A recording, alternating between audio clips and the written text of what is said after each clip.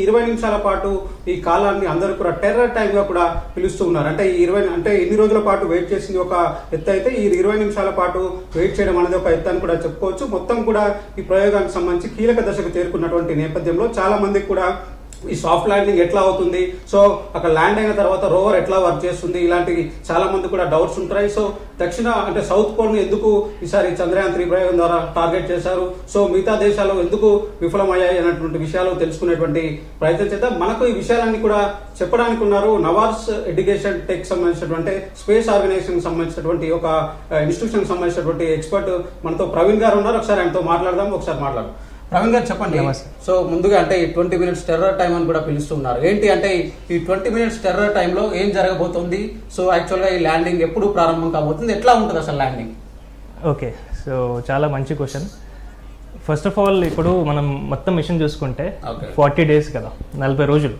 ఈ 40 రోజులు మొత్తం ఈ స్పేస్ క్రాఫ్ట్కి మూన్కి వెళ్ళడానికి పట్టింది. అండ్ ఫైనల్ ఆర్బిట్ అనేది ఇప్పుడు మనం చూసుకుంటే ప్రస్తుతానికి చంద్రయాన్ 3 స్పేస్ క్రాఫ్ట్ ఏదైతే ఉందో అది 135/25 kilometers ఆర్బిట్లో ఉంది. అంటే అండాకారం షేప్లో ఉండే కక్షలో ఉంది. సో ఈ కక్ష నుంచి దాంట్లో మనకి ఎంతంటే 135/25 కదా, 25 kilometers వచ్చిన తర్వాత అప్పుడు డిసెంట్ స్టార్ట్ అవుతుంది. డిసెంట్ అంటే ల్యాండింగ్ ప్రొసీజర్ స్టార్ట్ అవుతుంది. సో ఈ 40 days, ఈ 40 రోజులు ఒక ఎత్తు అయితే ఈ 20 నిమిషాలు ఇంకో ఎత్తు. 20 నిమిషాలు చాలా చాలా క్రూషియల్, ఎందుకంటే అది ల్యాండింగ్ సమయం. ఓకే, ఈ ల్యాండింగ్ అనేది చాలా చాలా క్రూషియల్, ఎందుకంటే దీనిలో మనకు చాలా ఛాలెంజెస్ వస్తాయి. సో ఎటువంటి ఛాలెంజెస్ వస్తాయి? ఫర్ ఎగ్జాంపుల్ ఇక్కడ ల్యాండర్ ఉంది, ఓకేనా. ఈ ల్యాండర్ లోపల మనకి రోవర్ ఉంది, ఓకేనా. సో ఈ ల్యాండర్ అనేది first of all it has to land properly కదా, ప్రాపర్గా స్లోగా ల్యాండ్ అవ్వాలి. స్పీడ్ కనుక ఎక్కువ ఉంటే ఏమవుతుంది? క్రాష్ అయిపోతుంది, ఓకేనా. సో మొత్తం it will crash into pieces. So last time Chandrayaan 2 అయినట్టు పీసెస్లో క్రాష్ అవుతుంది. ఒకవేళ స్పీడ్ కనుక సరిగా మెయింటైన్ చేయకపోతే ఇట్ విల్ టిల్ట్ ఆల్సో. కొన్నిసార్లు ఏమో లాస్ట్ టైం ఏంటంటే చంద్రయాన్ 2లో because of the thruster issue and software issue మనకి ఏంటంటే స్పీడ్ చాలా ఎక్కువైపోయింది, ఇంకా టిల్ట్ అయిపోయింది, ఇలా అయిపోయింది మొత్తం టిల్ట్. సో దీనివల్ల ఏంటంటే కెమెరాస్ సరిగా చూడలేకపోయాయి మూన్ సర్ఫేస్ని.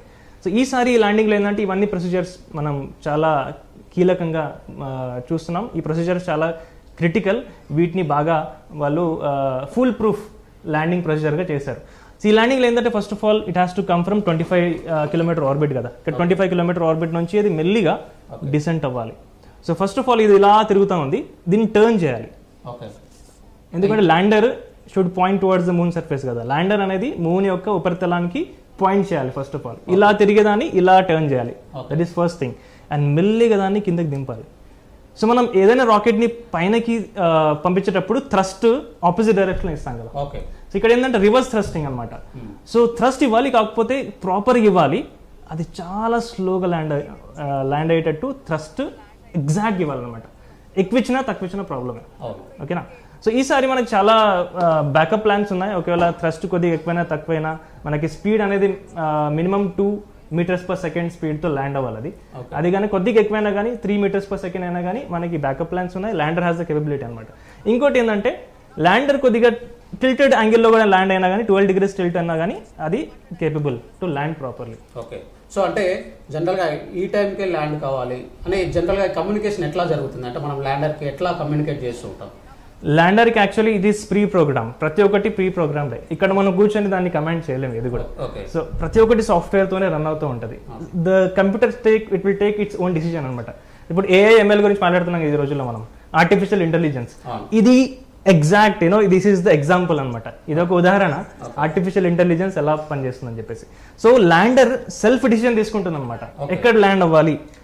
ఈ ఏరియా మనం ఒకటి ఇచ్చాం. ఫర్ ఎగ్జాంపుల్ ఇక్కడ చూస్తే మ్యాప్ మీరు, సో మనం ఒక 4 kilometer by 2.5 kilometer ఏరియా మనకి ఇచ్చాం. ఓకే, అది ల్యాండింగ్ స్పాట్ లాగా. ఒకవేళ అది అక్కడ కూడా ల్యాండ్ అవ్వకపోతే it can land in somewhere other location also.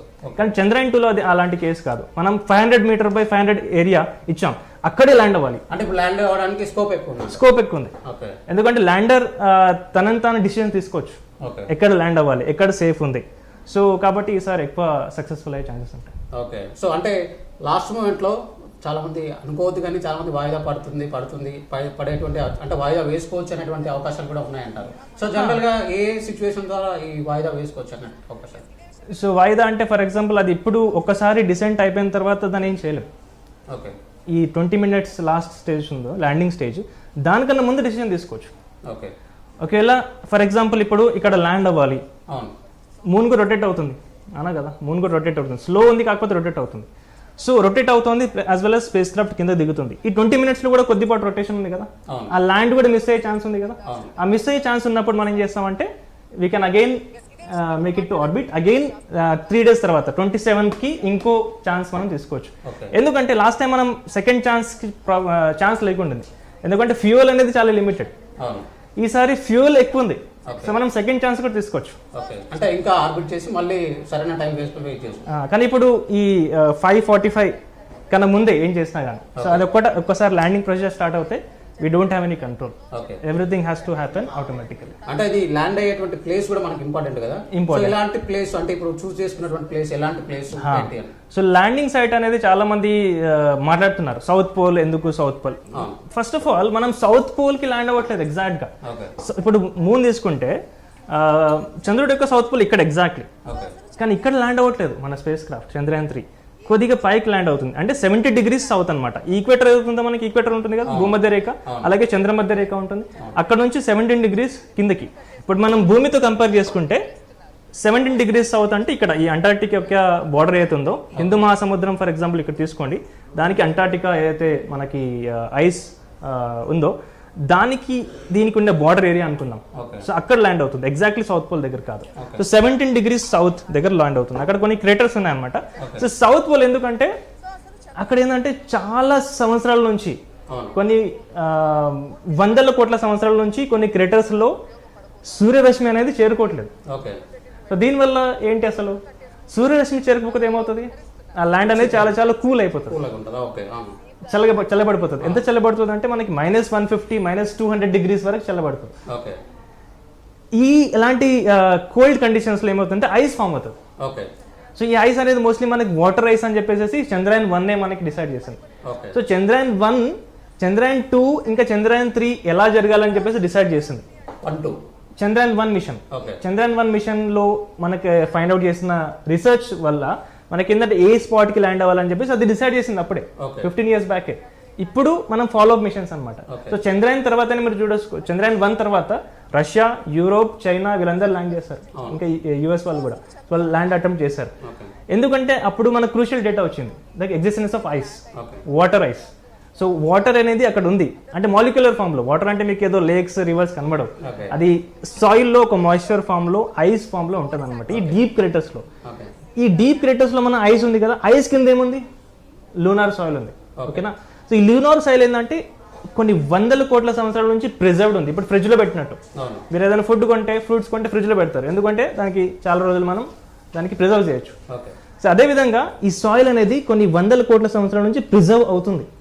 ఈ సాయిల్ కనుక మనం టెస్ట్ చేస్తే భూమి పుట్టినప్పటి నుంచి, అంటే మూన్ ఫామ్ అయినప్పటి నుంచి ఏదైతే మనకి ఇన్ఫర్మేషన్ ఉందో ఆ టైంలో ఎలాంటి ఎలిమెంట్స్ ఇన్వాల్వ్ అయ్యాయి ఫార్మేషన్లో, ఎటువంటి కాంపోజిషన్ ఉన్నాయి, ఎటువంటి మినరల్స్ ఉన్నాయని చెప్పేసి మనకు తెలిసిపోతుంది. సో భూమి పుట్టుకకి చంద్రుడి పుట్టుకకి కారణమైన ఏదైతే మెటీరియల్స్ ఉన్నాయో మనకి, ఆ మెటీరియల్స్ కూడా మనకి డిస్కవర్ చేయొచ్చు. అంటే రోవర్ దిగిన తర్వాత చేసేటువంటి పని మాత్రం ఇలాంటివి. సో దాంట్లో ల్యాండర్ లో మనకి కొన్ని లేజర్ స్కానర్స్ ఉన్నాయన్నమాట. స్పెక్ట్రోస్కోప్ అంటాం. స్పెక్ట్రోస్కోప్ అంటే లేజర్ షూటింగ్ చేసి దాని నుంచి వచ్చే లైట్ ని మనం స్టడీ చేసి దాంట్లో ఉండే కాంపోజిషన్ ని మనం ఫైండ్ అవుట్ చేయొచ్చు. సో జనరల్ గా అందరికి రోవర్ అంటూ ఉన్నాం. సో రోవర్ లో ఎలాంటి ఎక్విప్మెంట్స్ ఉంటాయి, అది కమ్యూనికేషన్ ఎట్లా చేస్తుంది సార్?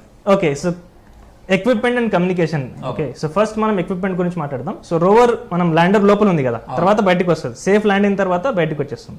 సో బయటకు వచ్చిన తర్వాత it can go up to 500 meters only. దాని పరిధి ఏంటంటే 500 meters మాత్రమే, 1/2 kilometer.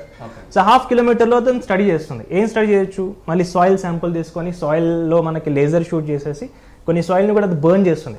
ఆ బర్న్ చేసిన తర్వాత వచ్చే స్మోక్ ఉంటుంది కదా, ఆ స్మోక్ ని స్టడీ చేస్తే కూడా మనకు తెలిసిపోతుంది.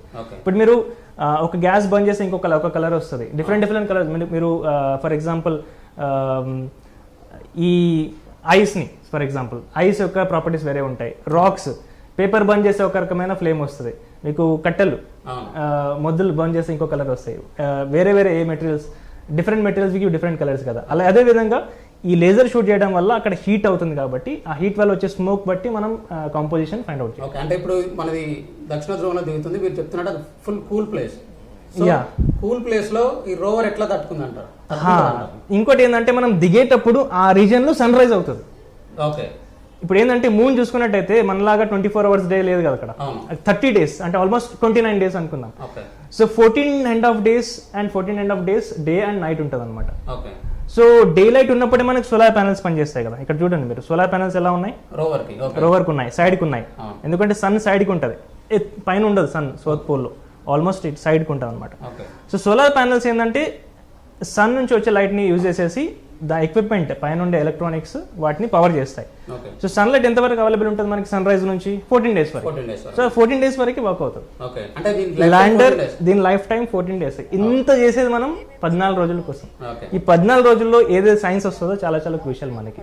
ల్యాండర్ కూడా మనకి చాలా సైన్స్ చేస్తుంది.